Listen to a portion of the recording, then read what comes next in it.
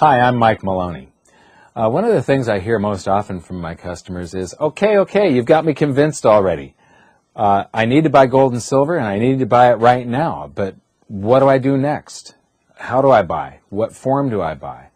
Well, one of the most important things to remember is to buy real gold and silver, not fool's gold and silver. You need to buy gold and silver coins and bars that you could hold in your hand.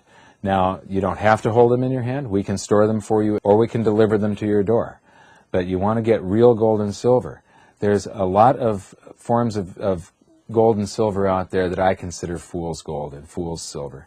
Number one is the exchange-traded funds. I don't trust them as far as I can throw them, and I can't throw them very far. So buy real physical gold and silver. The other things to watch out for are pool accounts and certificates. I don't believe that these have all the gold and silver to back them up. When you're investing in a pool account, basically you're investing in futures contracts. So you're getting price exposure again to gold and silver. You're not getting the real thing. After that, there's numismatic coins or collector coins. Now, when you're buying a numismatic coin, you could be paying many times the actual gold content or silver content in this coin because you're paying for the rarity and how much somebody else covets that particular coin. A lot of the value is determined by finding the exact right buyer for that coin, whereas bullion coins and bars, their price is derived by the worldwide spot price, and at any given moment there's hundreds of thousands, if not millions, of buyers out there. The other thing about numismatics or collector coins is that under certain scenarios, for instance, if we had a big deflation, you could have hundreds of thousands of these coin collections hit the market all at the same time when it comes down to, well, do I let go of the house first or do I let go of the coin collection? It's going to be the coin collection. And so when these all hit the market at the same time, you could find that all that numismatic premium could just suddenly disappear. So this coin that you paid maybe $5,000 for, or you paid $100,000 for it, you could see that suddenly fall to the gold content value.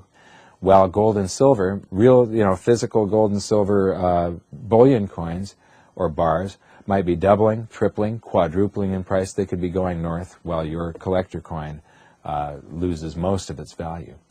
Now, what form of physical gold and silver bullion coins and bars to buy largely depends on how big your purchase is. If you're eventually going to have more than $1 million worth of gold and silver, in that case, I like the big commodities exchange bars, such as 1,000-ounce bars of silver, 400-ounce bars of gold, or 100-ounce bars of gold. These have the narrowest bid-ask spread, the difference between the price at which we sell gold and silver to you and we buy it back from you. So it's very efficient. They're also very liquid. When it's on the exchange, we can buy it and sell it at any time. Now, we don't recommend keeping it in exchange vaults, though. If there was a default on the commodities exchange, and there have been defaults in the past, with like London a few years ago, the London Metals Exchange, they had a default on nickel. You don't want your metals in the commodities exchange vault because, they'll make the plans on what you're going to do with your metal. Anyway, it's safest to have it out of there. However, I believe down to the core of my being that silver will go over $100 an ounce one day. I'm not guaranteeing it for you, but this is what I believe. But there's entirely the possibility that you could see silver over $1,000 an ounce. And that sounds crazy, I know, but all you have to do is study the fundamentals underneath silver and then study a little bit of monetary history, and you will find that crazier things have happened quite often in the past. So there really is this possibility that you could see silver above $1,000. Now, if you have a 1,000-ounce bar of silver, that's $1 million bar. When you go to liquidate your position, you have to liquidate it $1 million or greater at a time. So for orders that if you're eventually going to have gold and silver, but it's less than $1 million worth, ultimately, that you're going to have, then I suggest smaller increments such as 100-ounce bars. This is a Johnson Matthey bar. Make sure you get bars that are from known refiners. recognized refiners, such as Johnson Matthey, Engelhard, and so on. They have a hallmark on the bar. There's a serial number. There's a weight and a fineness stamped right into the bar. So you have basically a certificate of authenticity right on the bar. Then you have the 10-ounce bars are next. And again, they have the weight and the fineness right on the bar, and both of these things stack very well in a safe. But I think my favorite is when you get down to just the 1-ounce government minted coinage.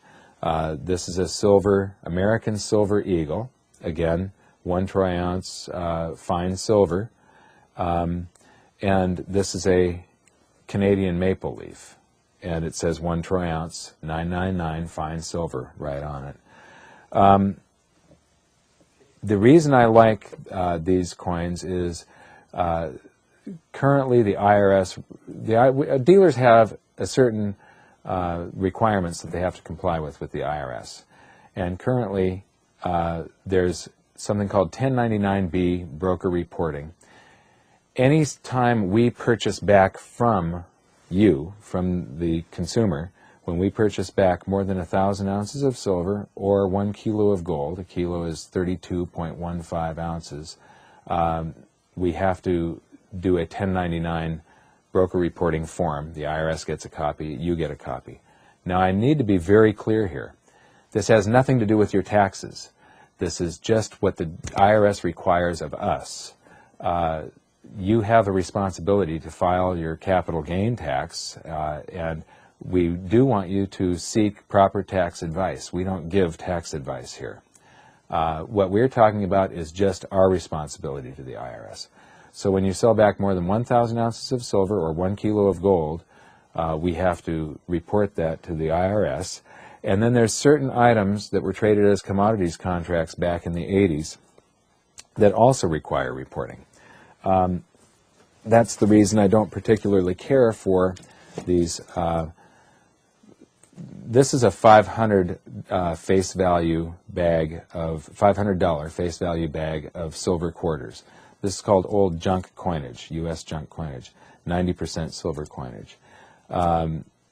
These were the $1,000 face value bags were traded as commodities contracts back in the 80s and require 1099 reporting. Also, people keep these around. I've got a few of them. I keep them around. I wouldn't buy any more of them. People tend to think that it would be good emergency coinage if there was a currency crisis. Well, during a currency crisis, you're going to hear the price of gold and the price of silver hourly on the radio and on television. And a dime weighs 0.072 ounces. A quarter is 2.5 times that, whatever that is. A silver dollar is about 0.77 ounces. So you're hearing the per ounce price on the radio. If you have an American Silver Eagle or a Canadian Maple Leaf or an Austrian Philharmonic, they say right on them, 1 troy ounce, 999 fine silver. And so that's what the gas station attendant just heard on the radio. He knows exactly what this is worth. He has no clue what a dime is worth or a quarter. So I don't particularly like these. Another thing about the broker reporting, when it comes to gold, there are 3 government-minted coins that do trigger 1099 broker reporting because they were also traded as commodities contracts back in the 80s. And that is the Mexican Onza, Canadian Maple Leaf, and the Krugerrand. So when you get to 25 of those coins, when you're selling them back to a dealer, that requires the 1099 broker reporting. But again, American Eagles, Austrian Philharmonics, the Australian Lunar Series, there's a whole bunch of government coins out there that you can buy, and we have we're not required by the IRS to report that. When you buy your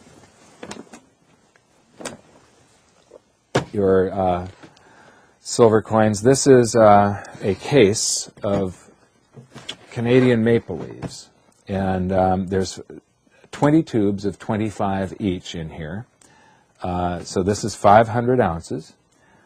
When it's shipped to you, everything arrives by U.S. Postal Service in a priority mail box.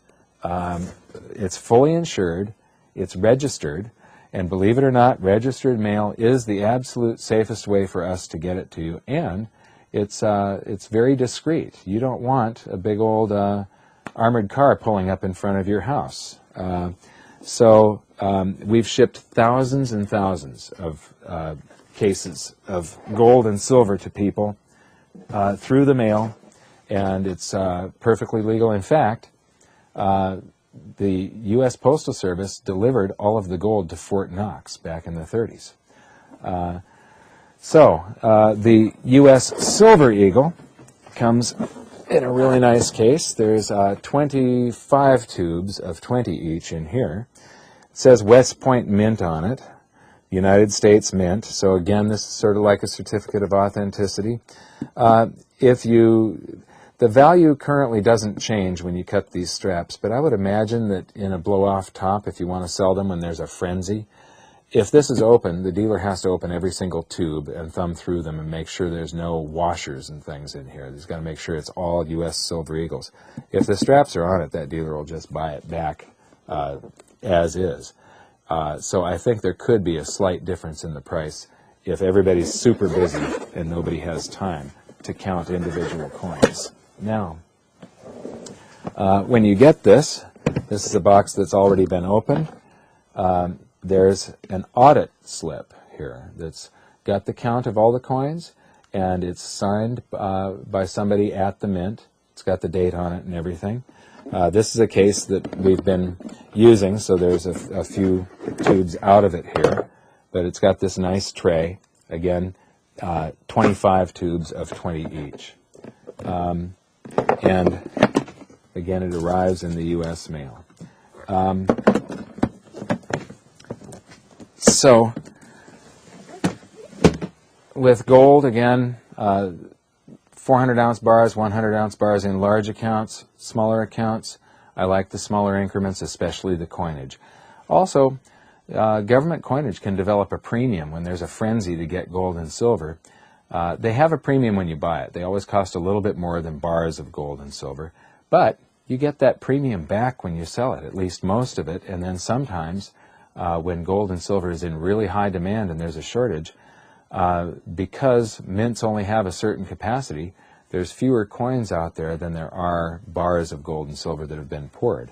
So they develop a premium, and we saw this just recently where several of the government-minted coins developed a significant premium over bars of gold and silver. So there's a few advantages there, but here's the main thing. When there's a frenzy, there's shortages that go on.